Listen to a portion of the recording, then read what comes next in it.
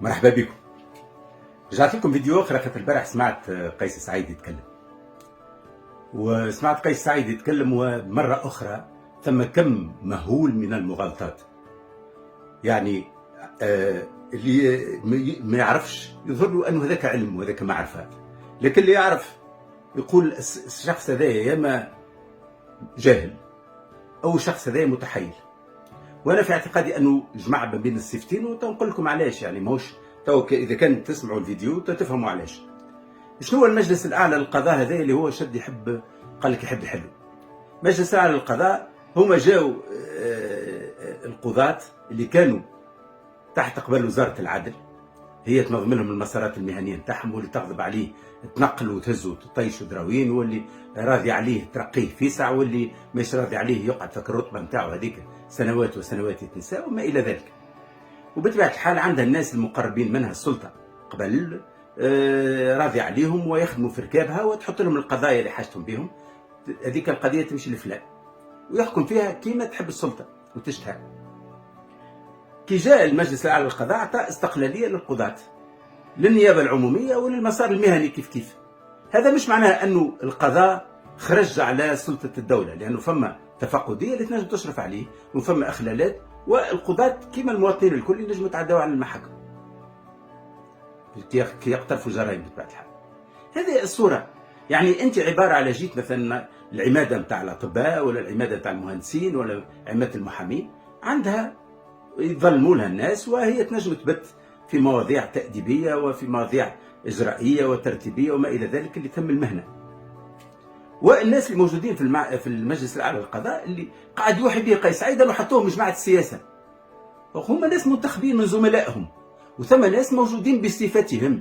شو معناها بصفتهم؟ معناها تولي رئيس محكمة التعقيب يظل مو سهل، معناها إنسان كارير كامل عداها باش يوصل لي المسافة ذاك، يعني أحلى من أعلى الرتب اللي موجودة في البلاد، ولا المحكمة الإدارية ولا العقارية ولا دائرة المحاسبات محكمة المحاسبات ولا غيره. فهذوما ناس بصفتهم، والناس الآخرين انتخبوهم زملائهم. فوين الخطأ؟ وين المشكل؟ المشكل هو أنك أنت تحب تحطك السلطة هذيك كلها في يدك أنت، وتقول من بعد أنا لا راني مانيش باش ندخل في القضاء. يا سيدي أنت نعرفوا أنت نظيف وطاهر، وكما ما تدخلتش بالداخليه ماكش باش تتدخل كذلك بالقضاء، فاهمين؟ لكن احنا راهو نأسوا في دوله، باش نعملوا في دوله على مقاسك اللي انت تلوم على الناس تعمل بالمقاس، راهو مش على مقاسك انت. تو اليوم تبارك الله مضيف وتللش ونزيه ونظيف، انا ما صفيتش على دوله كامله وانقلبت، لا انت انسان نظيف. هنظيف هذايا انت تمشي غدوه، انت ما هو سيرك باش تمشي، باش يجي واحد اخر ما نعرفوش عليه نظيف ولا لا. ايش نعملوا احنا؟ نقعدوا نبدلوا على مقاس نظيف ولا مش نظيفه؟ هذاك على ثم مؤسسات تتعمل للناس كل.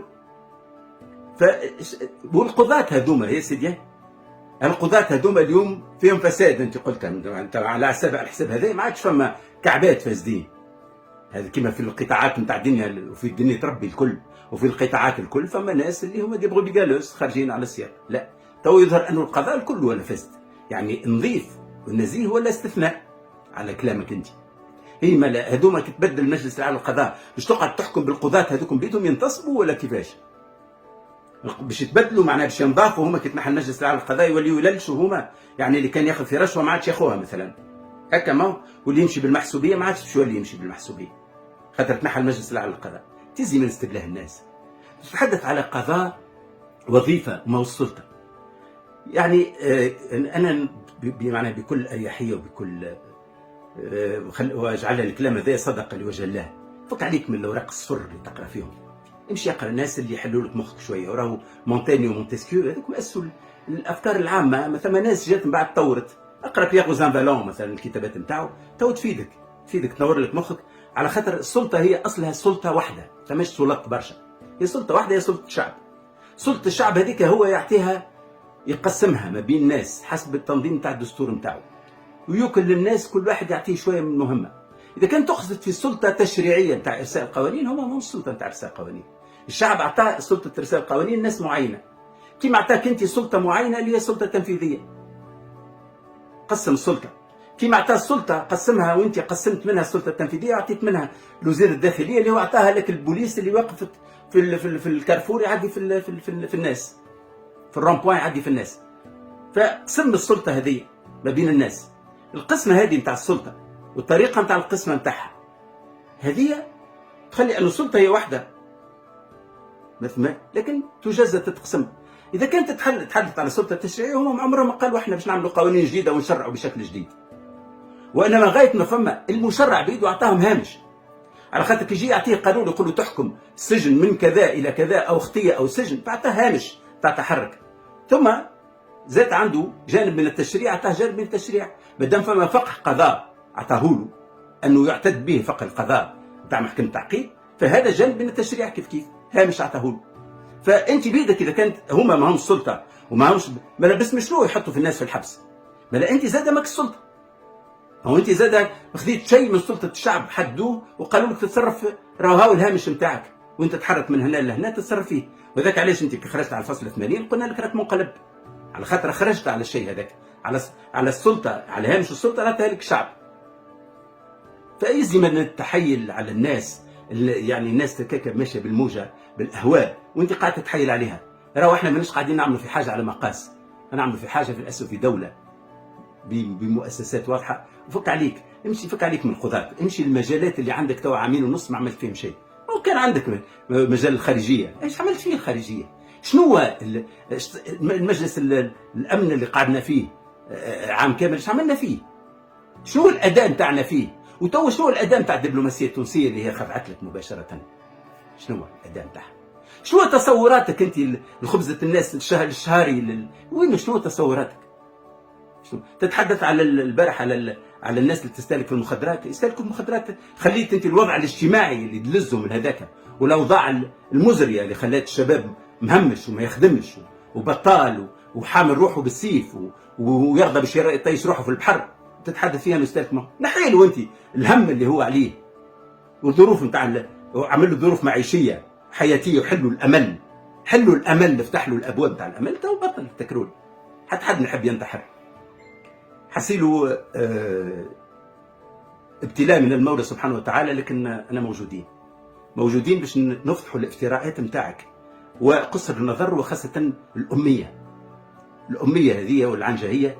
ثم اميه وثم جهل، يعني ثم ناس عندها شبه المعرفه، شبه كالعناوين الكبيره، شبه المعرفه. فشبه المعرفه هذه كانت نفتحوها احنا هنا ونبينوا للناس المستويات والاحجام، على خاطر وقت تحدثنا على الاحجام نعرفوا ايش قاعدين نقولوا. حجم صغير. قبل كان يتحدث فيكتور هيغو يتحدث على لو بيتي نابليون، منقلب نابليون الثالث، كيفك يتحدث عن لو بيتي نابليون، نفس حجم صغير.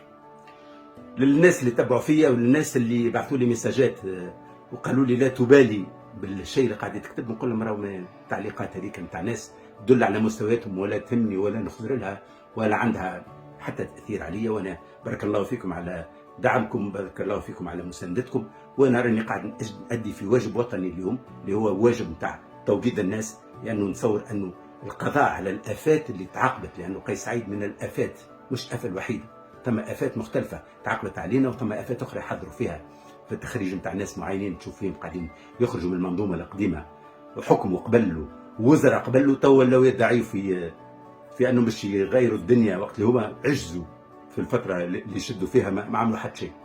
فالناس هذه كلها اللي قاعدين يحضروا فيها والناس اللي حضروها قبل كلها تستبله في العقول. فالواجب الوطني هو اني نساهم بالقدر اللي اعطاني ربي في اناره هذه العقول.